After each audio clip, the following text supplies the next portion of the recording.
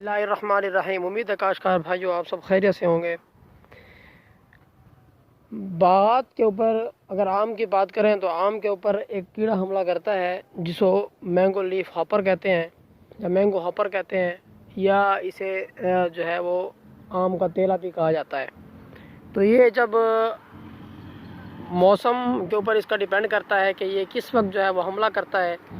तो ना तो ये ज़्यादा गर्मी में हमला करता है और ना ही ज़्यादा सर्दी में हमला करता है।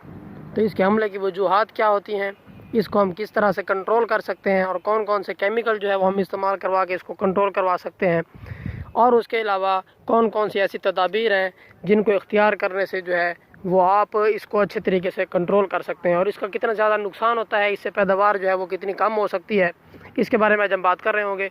अगर आपने हमारे चैनल को सब्सक्राइब नहीं किया तो हमारे चैनल को सब्सक्राइब कर दें और बेल के बटन को दबा दें ताकि फसलों के मुताल्लिक या बागात के मुताल्लिक जितने भी हम वीडियोज़ बनाते हैं आप तक बर वक्त पहुँच सकें। सबसे पहले बात ये जाननी ज़रूरी है कि ये किस वक्त हमला करता है। तो ये जो है वो ना तो ज़्यादा गर्मियों में हमला करता है और ना ही ज़्यादा सर्दी में हमला करता है। जब भी ज़्यादा गर्मी पड़ती है तो इस वक्त ये तने की जो छाल होती है उसके नीचे जो है वो चला जाता है, या जो इसका जो है वो डेड ब्रांचेस होती हैं उधर मतलब इसको जगह मिल जाती है। और उसके अलावा जब ज़्यादा सर्दी आती है तो उस वक्त भी ये जो तने की छाल होती है उस तने की छाल के अंदर जो है वो जगह बना लेता है, तो वहाँ पर ये चला जाता है। तो इसके लिए मतलब तदाबीर कौन कौन सी हैं। सबसे पहली तदाबीर ये है एहतियाती तदाबीर इससे बचने के लिए, तेले के हमले से बचने के लिए वो ये है कि आप जितनी भी डेड ब्रांचेस होती हैं या मतलब इसकी जो प्रूनिंग है वो आपको चाहिए कि आप टाइम पे कर दें। मतलब जब आप फल ले लें अक्टूबर नवंबर के महीने में आप जितनी भी डेड ब्रांचेस होती हैं वो सारी जो है वो काट दें।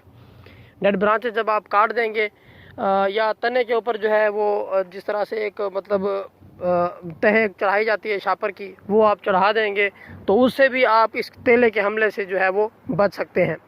दूसरे नंबर पर जितनी भी ब्रांचेस एक दूसरे के अंदर फंसी होती हैं, एक ब्रांच दूसरी ब्रांच के अंदर फंसी होती है, तो उनको भी चाहिए कि आप उसकी जो है वो प्रूनिंग कर दें, उसकी काट छाँट कर दें। जब आप उसकी काट छाँट कर देते हैं तो उससे भी जो है वो इसके आप हमले से जो है वो बच सकते हैं।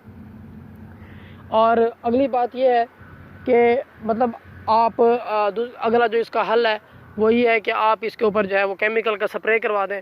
केमिकल के स्प्रे के लिए भी उसके लिए भी वक्त दरकार होता है। तो आपको चाहिए कि आप दिसंबर के महीने में जब मतलब सर्दी ज़्यादा होती है तो उस वक्त आपको चाहिए कि आप उस वक्त स्प्रे करवा दें। उस वक्त स्प्रे करवाने का सबसे बड़ा फ़ायदा ये होगा क्योंकि सिर्फ़ और सिर्फ तनों के अंदर ये होगा, तने की छाल के अंदर होगा, तो उसके ऊपर ही आपको सिर्फ स्प्रे करवाना पड़ेगा और पूरे जो है वो बाग के ऊपर आपको स्प्रे नहीं करवाना पड़ेगा। तो उससे आपका ख़र्चा जो है वो बच सकता है। और अगर आप उस वक्त दिसंबर के महीने में आप स्प्रे नहीं करवा सकते तो आपको चाहिए कि आप जो है वो जनवरी के अंदर स्प्रे करवा दें। तो जनवरी के अंदर जब आप स्प्रे करवाएंगे तो जनवरी के अंदर स्प्रे करवाने का भी यही फ़ायदा है कि मतलब वक्त के ऊपर स्प्रे हो जाएगा और उससे आप जो तेले का हमला है उससे बच सकते हैं।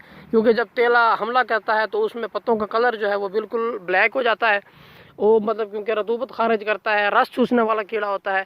तो जब भी मतलब ये जब बूर आता है इसके ऊपर, जिसके ऊपर जो है वो फल बनता है उसके पोलिनेशन के बाद, तो वो उसमें से रस चूस लेता है। जब रस चूसता है तो छोटा फल जितना भी होता है या फूल उसके हैं जब वो गिर जाते हैं, तेले का जो सबसे बड़ा नुकसान होता है।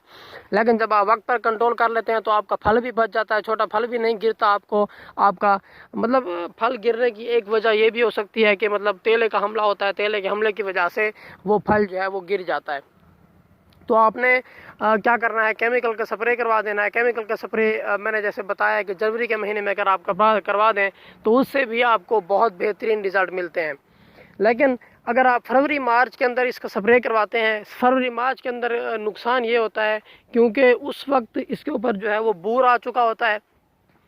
जब बूर आ गया होता है तो बूर के वक्त स्प्रे करवाने से इसके जो पोलिनेटर्स हैं जिससे पोलिनेशन होती है, मतलब नरमादा का मिलाप होता है जिससे फल बनता है, फिर आगे उसका अमल जो है वो मुतासर हो सकता है। पोलिनेटर्स जो है वो डिस्टर्ब हो सकते हैं जिसकी वजह से पोलिनेशन अच्छे तरीके से नहीं होती। क्योंकि जब पोलिनेशन अच्छे तरीके से होगी तो उस वक्त ही आपका जो है वो फल अच्छी तरह से बन सकेगा।